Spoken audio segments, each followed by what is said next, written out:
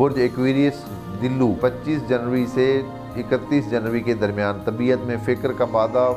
بیدار ہوگا، سنجیدگی سے آگے بڑھنے کی پلاننگ کریں گے، مالی معاملات میں بہتری رہے گی، شراکت کرنے کے لیے موجودہ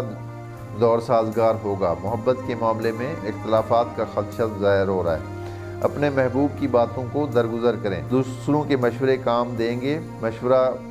لے کر چلنا، کسی کے مشورے پہ چلنا بہتر ہوگا، غیر متوقع طور پر کوئی چیز گاڑی وغیرہ یا کچھ اور خرابی کا شکار ہو سکتی ہے، شیئر ہولڈرز کو مشورہ ہے کہ جلد بازی سے کام نہ لیں ورنہ شیئرز میں نقصان کا خطرہ ہوگا، عدالتی اور قانونی معاملات میں بہتری حاصل رہے گی اور مقدمات میں آسانی ہوگی، شریک حیات سے تعلق بہتر رہے گا، منگنی یا رشتے طے کرنے کے لیے یہ ہفتہ سازگار نہیں ہے، سفر غیر ملکی کر سکتے ہیں، عزیزوں اور رشتہ داروں سے خوشگوار تعلق قائم رہے گا، طالب علم افراد علم کے بارے میں تحقیق کریں گے،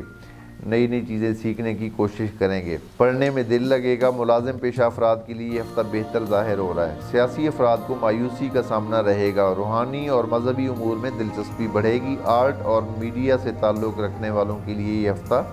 ملا جلا گزرے گا،